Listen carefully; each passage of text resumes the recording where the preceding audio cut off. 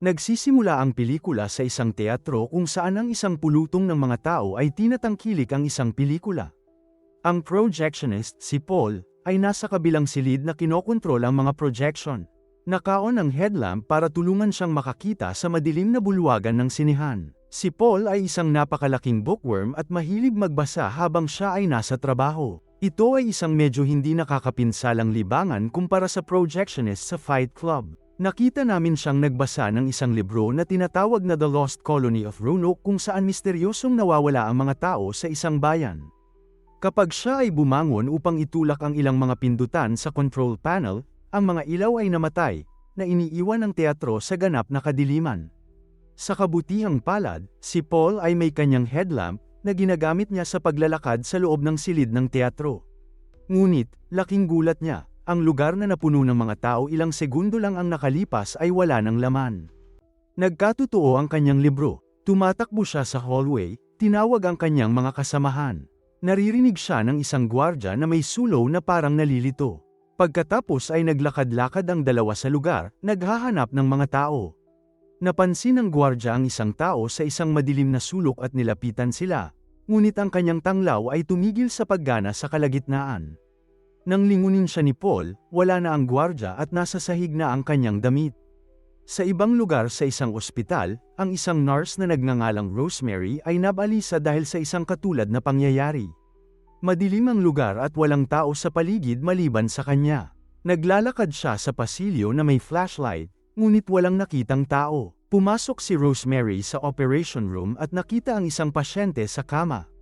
Ang kanyang katawan ay hiwa na parang iniwan siya ng mga surgeon sa kalagitnaan ng operasyon. Biglang namatay ang mga ilaw ng kwarto at nawawala din ang pasyente. Isang takot na Rosemary ang nagsimulang hanapin ang kanyang sanggol na si Manny. Kinaumagahan, isang TV reporter na nagngangalang Luke Ryder ang nagising nang makitang hindi pa umuuwi ang kanyang partner. Hinaypan niya ang mga kandila sa kanyang side table, na marahil ang dahilan kung bakit hindi siya nawala tulad ng iba. Napansin din ni Luke na ang kanyang telepono ay naubusan ng baterya at ang kuryente. Hindi pinapansin ang lahat, nagbihis siya at lumabas, nakita niya ang mga lansangan na puno ng mga inabandunang sasakyan at damit. Nalilito, nagsimula siyang tumingin sa paligid at nasaksihan ang pagbagsak ng eroplano sa malapit. Hindi alam kung ano ang gagawin, nagmamadali siyang pumunta sa kanyang trabaho at nakita niya ang sitwasyon. All this time, hindi niya napapansin ang isang banayad na anino na sumusunod sa kanya. Natuklasan ni Luke na patay ang kuryente kahit sa opisina niya at walang gumagana ang mga telepono. Napatingin siya sa picture nila ng girlfriend niya nang biglang may anino sa labas ng kwarto. Nakakakuha ng atensyon niya. Pagkaalis ni Lucas, nakita namin ang kadiliman na kumukuha ng larawan. 72 oras pagkatapos ng unang pagkawala, si Luke ay nasa kalye na sinusubukang magsimula ng kotse. Biglang may kumatok sa bintana. Humihingi ng tulong. May lighter siya sa kanyang mga kamay na hindi na gumagana. Nilock ni Luke ang mga pinto at hinayaan ang anino na pumalit sa lalaki. Nawawala ang kawawang tao sa loob ng ilang segundo, naiwan lamang ang kanyang mga damit. Matapos mapanood ang pagkamatay ng lalaki, nagpatuloy si Luke sa paghahanap ng sasakyan na gumagana. Isang batang babae na may flashlight ang nakatingin sa kanya mula sa malapit. Sa kanyang paghahanap, nakahanap si Luke ng kotse na nakabukas ang headlight, ngunit hindi ito umaandar. Sa wakas, sa susunod na block, nakatagpo siya ng isang maliwanag na pub. Ang mga pub ay iligtas sa lahat mula sa kadiliman. Mabilis siyang pumasok sa loob ngunit wala siyang nakitang tao sa paligid. Ang bar ay mayroon ding mga damit ng mga tao na nakalatag sa sahig. Pagkatapos ay nagbuhos siya ng alak para kumalma. Hinahanap ang pinagmumulan ng kapangyarihan, naabot niya ang basement.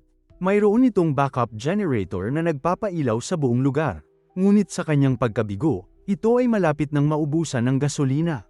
Biglang-bigla, tinutukan siya ng ripple ng isang 12 anyos na bata na nagngangalang James. Hiniling niya kay Luke na ibaba ang kanyang sulo at dinala siya sa itaas. Natakot si James dahil isang estranghero si Luke, ngunit tiniyak ni Luke sa bata na hindi siya sasaktan. Sa wakas ay ibinaba ni James ang baril at nagpakilala.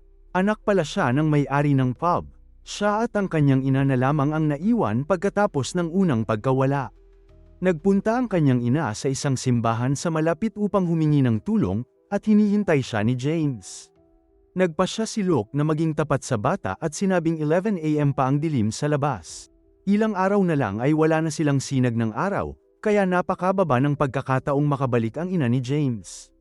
Hindi naniniwala sa kanya si James at iginiit na maghihintay siya hanggang sa dumating siya. Sinusubukan ni Luke na kumbinsihin si James na sumama sa kanya kung gusto niyang mabuhay.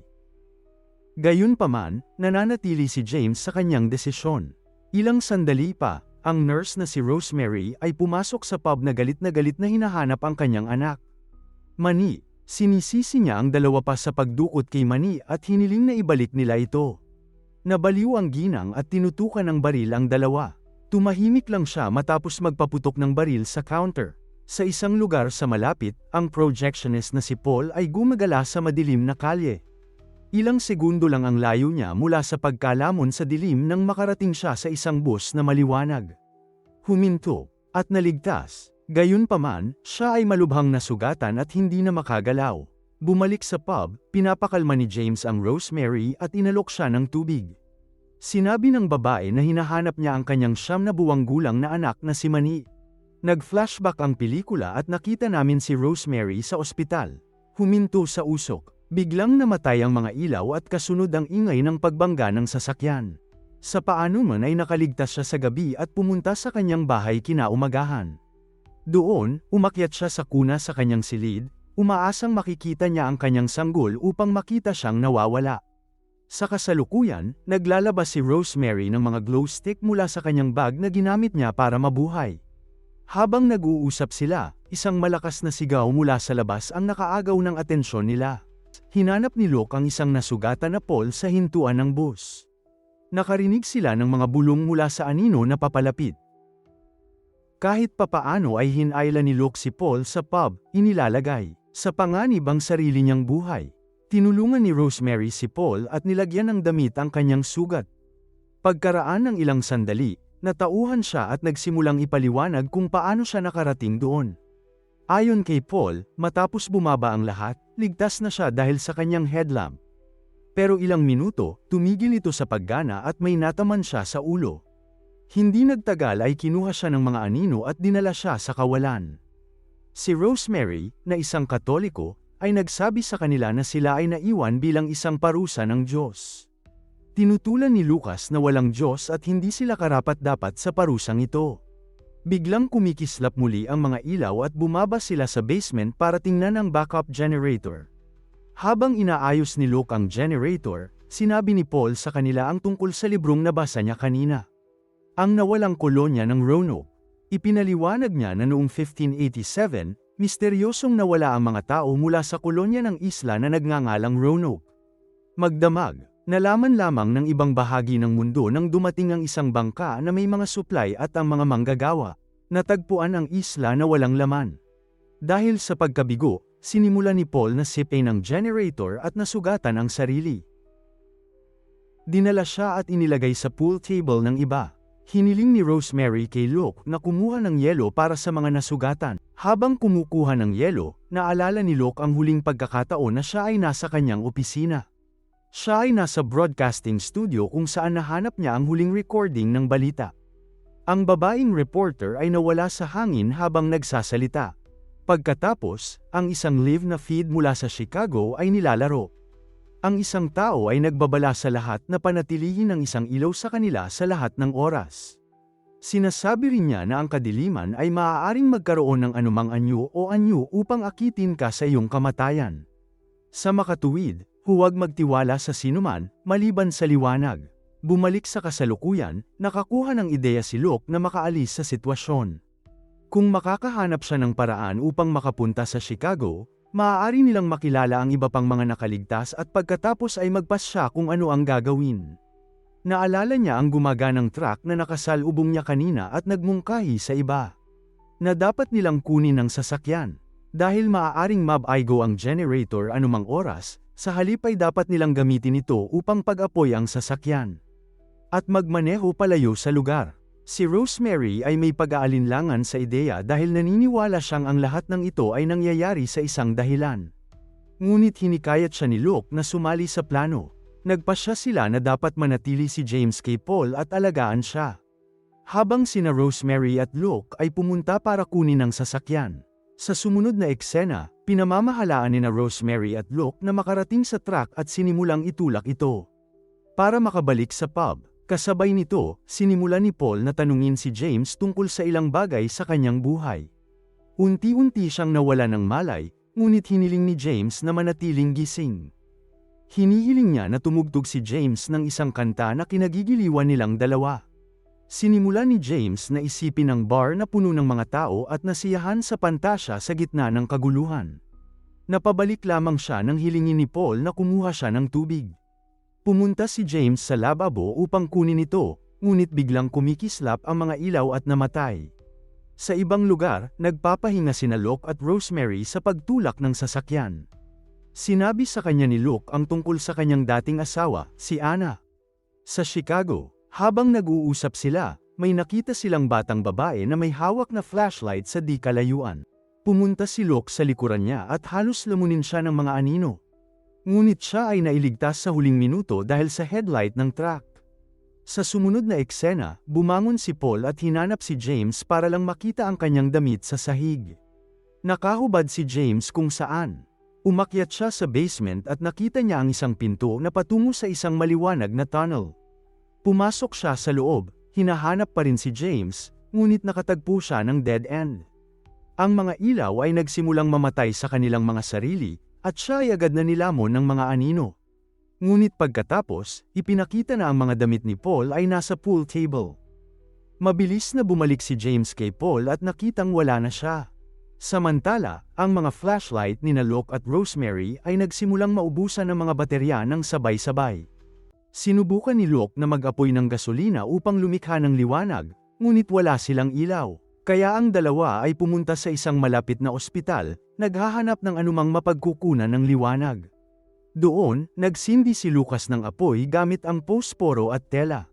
Nagpunta ang Rosemary upang humanap ng rubang alcohol, na maaari nilang gamitin bilang panggatong. Ngunit sa kanyang paglalakbay, nakarinig siya ng isang sanggol na umiiyak at nakakita ng isang endador sa ilalim mismo ng ilaw ng kalye. Hindi alam na ito ang taktika ng mga anino upang akitin siya, lumakad si Rosemary sa stroller. Napansin niyang walang laman ang endador, ngunit huli na, dahil dinadala siya ng mga anino.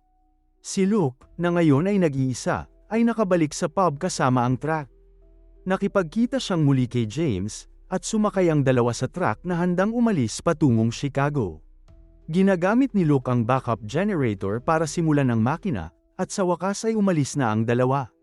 Gayunpaman, hindi nagtagal ay sinalubong sila ng isang aksidente na nagkataong nasa harap mismo ng simbahan. Iginiit ni James na kailangan niyang pumasok para hanapin ang kanyang ina. Sa kabila ng babala ni Luke sa kanya na manatili sa kotse, tumakbo si James sa loob ng simbahan. Noon lang, nakita ni Luke ang salitang croton na inukit sa gilid ng kalsada. Nagmamadali siyang bumalik kay James at iniligtas siya ng ilang segundo bago siya makuha ng mga anino. Pagkatapos ay hiniling ni Luke sa bata na bumalik kasama niya, ngunit hindi pinansin muli. Biglang namatay ang mga headlight ng sasakyan, at nawala si Luke sa hangin. Ngayon, ang tanging natitira ay si James. Nakaupo siya sa pagitan ng mga nakasinding kandila ng simbahan, ngunit lahat ng ito ay dahan-daang namamatay. Kinaumagahan, sa wakas sumisikat na ang araw. Nakapagtataka, si James ay nakaligtas sa gabi, at natutulog sa kinaroroonan niya kahapon. Lumapit sa kanya ang batang babae kanina, at ipinakilala ang sarili bilang si Brianna. Ipinakita niya kay James ang kanyang solar flashlight na ginamit niya para mabuhay. Maya-maya, pareho silang lumabas ng simbahan, at nakakita ng kabayo sa gitna ng kalsada. Sumakay ang dalawa sa kabayo, at nagsimula ang kanilang paglalakbay, marahil sa isang ligtas na lugar. Hindi nagtagal, lumubog ang araw, at nakita namin ang puwersang multo nina Anakin, Rosemary, at Paul.